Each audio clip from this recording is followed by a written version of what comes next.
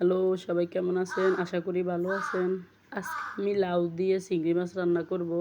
First আমি তেল আর কাঁচামরিচ পেঁয়াজ দিয়ে ভালো করে ভেজে নেব।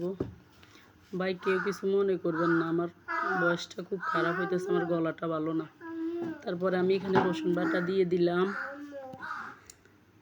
রসুন বাটা দিয়ে ভালো করে মিক্স করে একটু লবণ দিয়ে দিলাম। দিয়ে ভালো করে নেড়ে ছেড়ে এখানে আমি হলুদ দিয়ে দেব।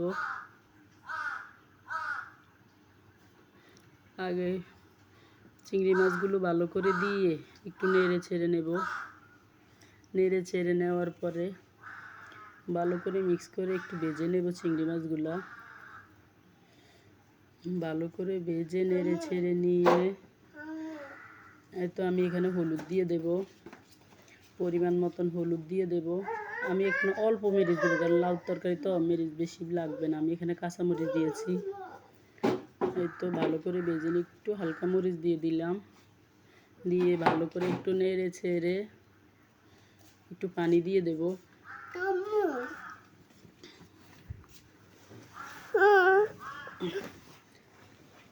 তো একটু পানি দিয়ে ভালো করে মিক্স করে অনেকক্ষণ একটু জাল করে কষিয়ে নেব। আমি বয়স দিয়ে আর আমার ছেলে আমারে শুধু আম্মু আম্মু ডাকে, বুঝে। এই তো তারপরে কষানো শেষ হয়ে গেলে লাউগুলো ঢেলে ভালো করে মিক্স করে একটা ঢাকনা দিয়ে ঢেকে 5 মিনিটের মতো কষিয়ে নেব। এই তো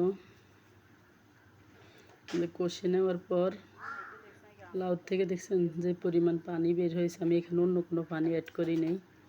দিয়ে একটু ধনিয়া পাতা দিয়ে একটু ভালো করে মিক্স করে নেব। এই তো হয়ে গেল আমার লাউ চিংড়ি।